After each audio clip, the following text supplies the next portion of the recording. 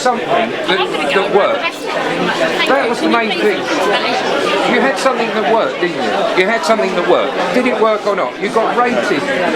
You got rated the best train line in the whole of the UK. And you've gone from racing to work. All up in the air and see where it lands. That's what it looks like. That's what you've done. You've actually gone from the best railway line in the actual country to the worst one. If you want to get on a train and have a fight, the best thing to do is don't go to boxing ring, don't go out on a Saturday night, just get on one of those trains.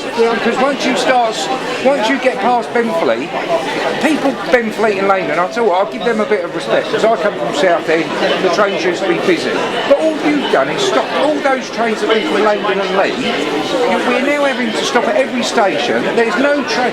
A train trip that used to take 50 minutes now takes an hour and 10.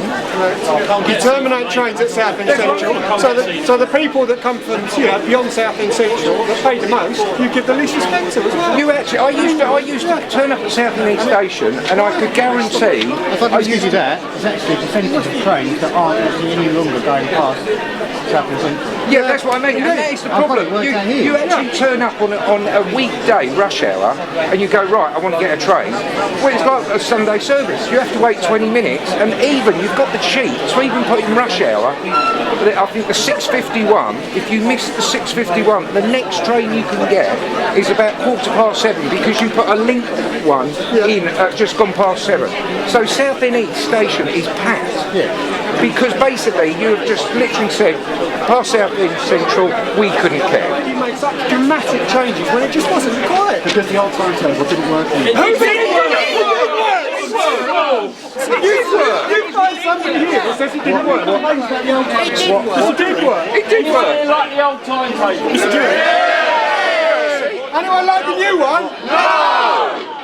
If someone asked you to work 2 weeks a year extra for nothing, would you do it? Because that's what you're making me do. You're making me stand longer journeys every day.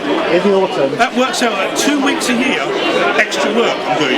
In the autumn, people in American News are tweeting us photos every night of really crowded trains saying when are you going to do something about this. So you've got to make it even worse now. And in the last 4 months, we've had about 5% extra passengers in the morning, and we've had here. You'll see how busy the station is now. We've got like 19%. That's because everyone's upset about the timetable. That's because people are using this station instead of the tube. No, on the route.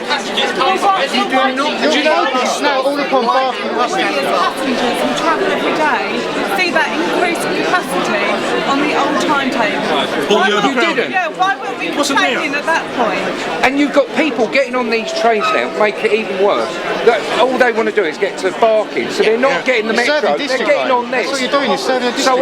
So coming from Southend, I've got to sit on the train for another 20 minutes, and where I used to have a train every 5-10 minutes, I've now got to wait every 20 minutes now. So my life now is another hour. No, excuse me, if you recognise it, why did you not do it in your latest amendments? You haven't changed anything really, have you? That's fine. We're taking it hard. Oh, that's... I'll tell you what, right? I used my life now.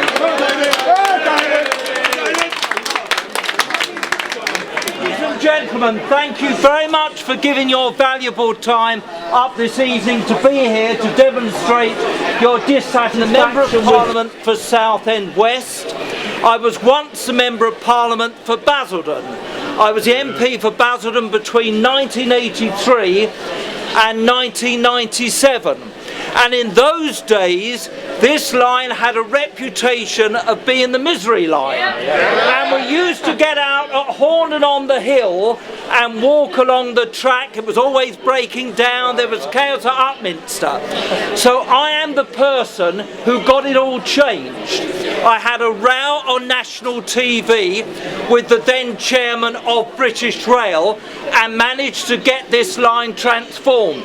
So ladies and gentlemen, I cannot believe that having supported C2C in the renegotiation of their franchise for another 15 years, in just 5 weeks, this first-class service has been absolutely ruined as a result of these timetables.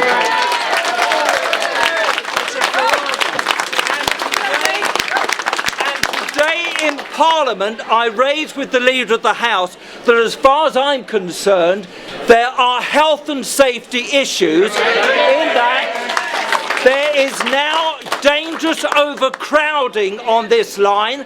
Unlike what I was told when last year these timetable changes were explained to me, it's now impossible to get a seat.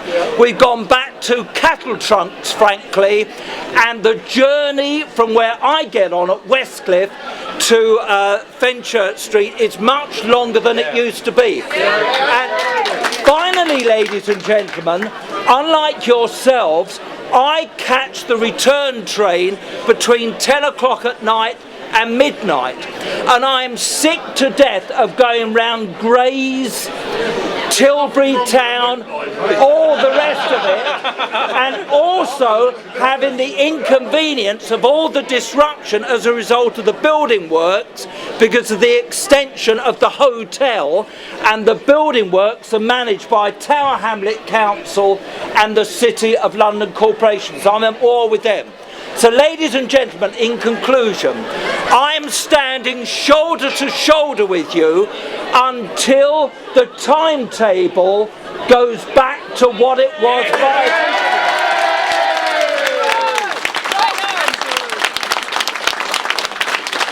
Now, Julian, would you like to, because I've told Julian that I'm fed up with myself as an elected politician for being blamed for this, and I have to face the electorate every 5 years, and Julian is in a job where you don't have to face election, and he must take responsibility for these changes. So Julian, will you explain to everyone about the changes? Right. Last autumn, people were sending us lots of photos of crowded trains, crowded to the doors, and they were saying, when are you going to do something about this? We had to do... We had to do something about it. We've also got a new contract with government, which is to make a lot of changes, and that includes having lots and lots of interchange with the London stations at Barking, West Ham and Limehouse. That is in our contract with the government. Only 6 stops an hour. Because you're getting more money. Only 6 an hour. And How much more money are you getting? and every year Answering the question. for How much more money are you getting? and for the last year, up to before the timetable changed, we had 5% more passengers every year. You can see what it's like. You do that every year. That's a lot of people. We have to do.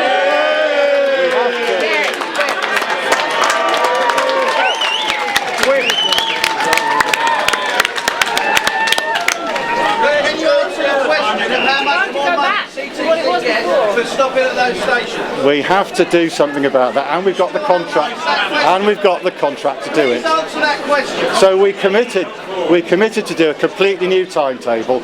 The thing we didn't expect was 19%, like 5,500 extra people in the evening peak. Okay, that has taken us. Stop at those stations that you never used to stop. You were written to before, telling you. The people that are on this line, because they have to be, for the people that live in London. And you still haven't answered the question of how much more money C2C get for stopping at those stations. You're getting paid more money by TfL.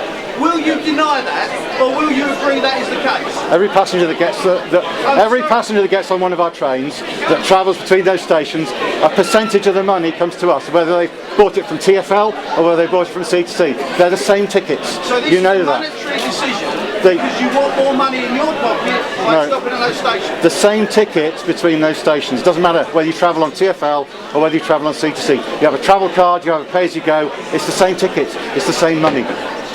We have a contract to deliver. C2C stands for city to coast, not city to city. That's what's happening. You're going from Fenchurch Street to Barking. South Essex and not London. You know, there should be fast trains going What you straight said on the out. radio last week, you serve South Essex. You don't serve London. You don't serve serve South Essex. And that's where we all live. Yeah. Where do you live? We are providing more capacity now than we. capacities. Why, oh why? Julian, if you are, why does it feel like you're not? It's more capacity over 12 hours, not during the rush hour. If you can do the count for yourself, take the timetable, it shows you how many coaches are on each train. You add them up, you'll work out. On the loop line, that's not true, is it? You'll work. On the loop line, that's not true, is it? You'll work out. On the loop line, it's not, is it? With all due respect, we're a bunch of professional people with education behind us. Yes. To say that we are providing a better service now is a lie. No, I didn't say that. You are not dealing with immature, moronic people here. We all know what we're talking about. We can see less seats, same stop, split up is not a bigger service. Why are we at home? Why, when you produce the colour charts, the colour seating charts, how has that gone so drastically wrong, given the amount of time and resource that was put into such a project? We were led to believe, passengers up and down the line were led to believe that this would be a significantly better service. How's it got so wrong? I can't explain, I can't explain it. Can you explain it? Because, alright, maybe there's been a 19% increase in traffic here at Fenchurch Street, but how has that happened? I don't understand it. It's poor planning. That is the answer, and it's simple maths, isn't it? You provide more coaches, but if you get 20% more people, you still don't have enough capacity. More coaches on the 8 coaches and the 4 coaches we're already doing. We're doing it from Monday, okay? What we're doing is...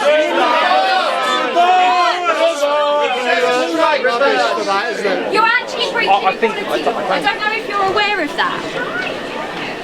Has your customer service team that I've been speaking to made you aware of that? Because what you have done is you've applied a rule across the board that was not necessary.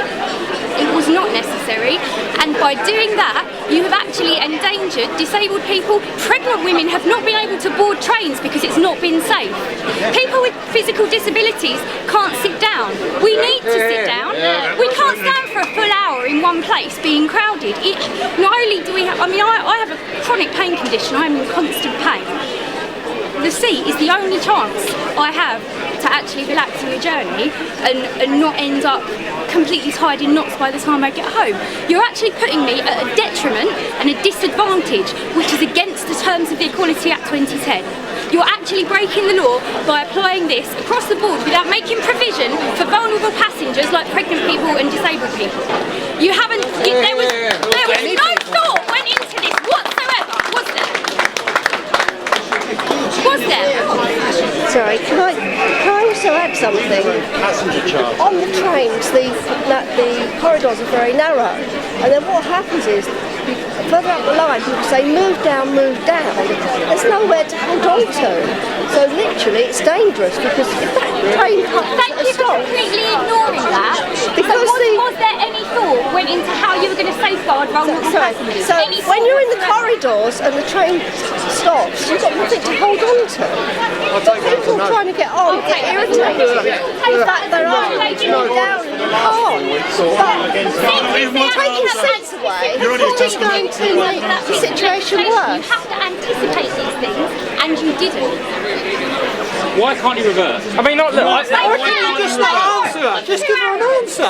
It's not much. That's what you're here for, to answer questions. If you're not capable of doing that, you're not capable of doing your job. This gentleman being the chief executive, how you know? You're accountable. I want your answers. Can you please say something? Sorry, the first thing is we've got a commitment, an obligation to reduce or minimise passengers standing more than 20 minutes in the peak. So that's got to be our first objective. So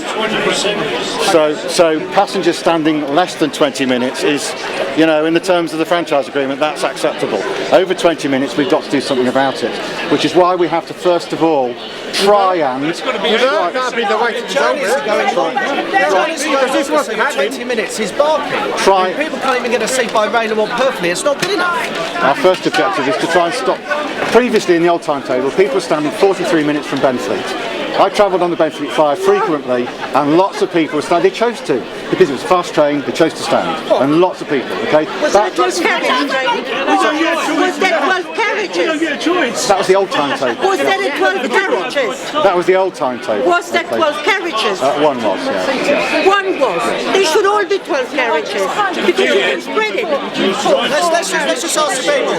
Do you think it's good enough running 4 carriages at rush hour? No! Or do you think you should be paying more for standing longer? No! There you go, democracy in action. Julian, I've got a letter here from C2C. So what did you say? Failed, you would revert. This has failed. Why have you not reverted? Yeah. Why can you not revert? Why do you say on Monday? Let him speak. Who's holding you up? Let him speak. Don't pretend just reading it for the first time. We never said we'd revert. I never said we'd revert. Who's written this? But it doesn't. So people in your office are sending things out without you doing it. You said it on the radio last week. You said think about No, I didn't. Right. On Essex Radio on the radio show, you said you revert, you think about it, it wasn't working. Well, it's clearly not working.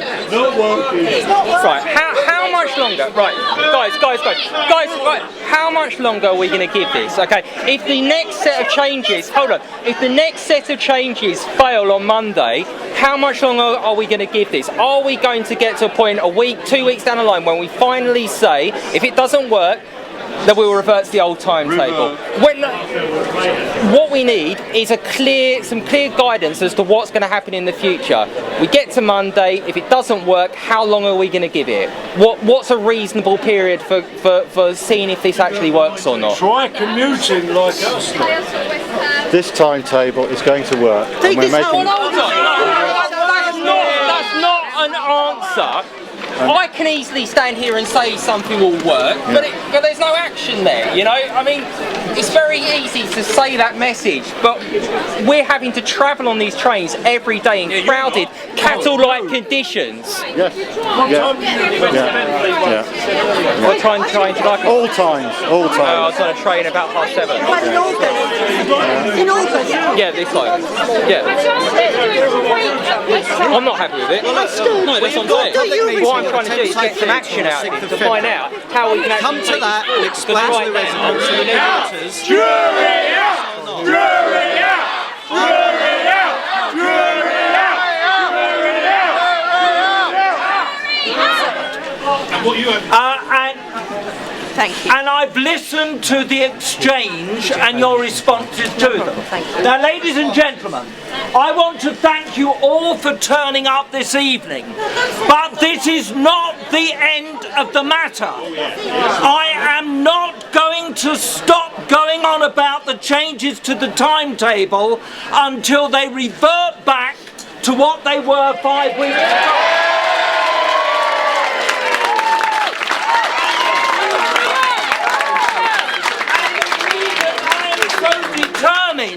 Is because I was lobbied by C2C because they want to run the other line, the Greater Anglia one.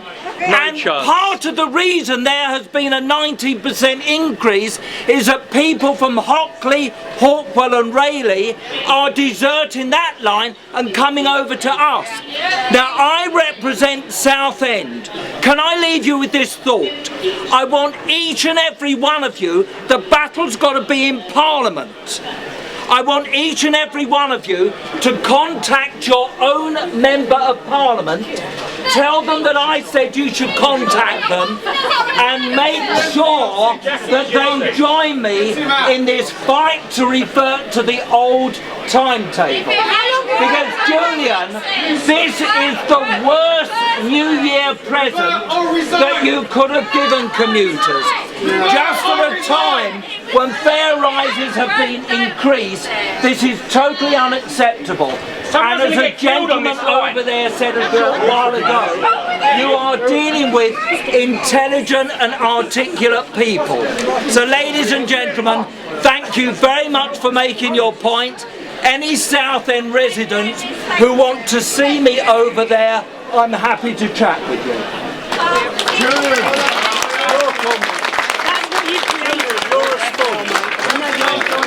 You I'm not actually sure what train this is particularly, but this is what they're all like. So I'm going to tell you something that was eyewitnessed. A pregnant lady pushed around by 2 people because they couldn't get on a train. That's the kind of trains we're getting now. At the end of the day, right, it's difficult to comment about that specific train because maybe one of the trains that they've done some amendments to from Monday or the previous Monday. You mean by cutting out West Ham? No, we haven't just done that. You haven't put any fast services back in place? Yes, we have. We haven't. Not in the evening? No. No, not in the evening. But when people want to go home? As I was explaining to a gentleman, you have a where do you go to? We have a 17:28 past service. Okay. Going to where?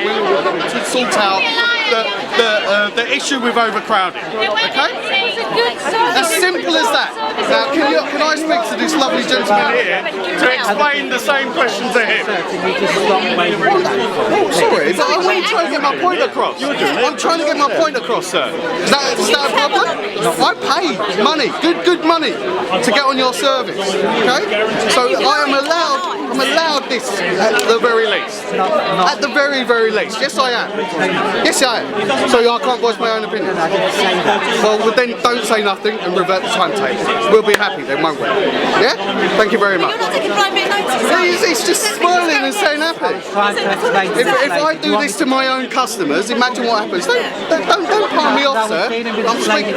Sorry, I interrupted. I know I did, and I actually said I'm sorry to interrupt. But I've got a valid point, and I want it answered. So what is your answer? I'm not going to guarantee you the answer. Tonight's solved, I think. I think it's woken up C2C that the people are mobilised and they're not going to put up with it.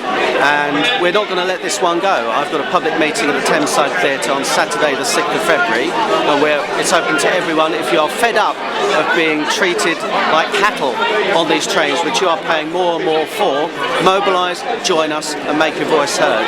This isn't just a problem in Thurrock, it's a problem of the whole Essex coast. We've had enough, and it's, as you heard that gentleman say, they've got to revert, or the guys in charge have got to resign.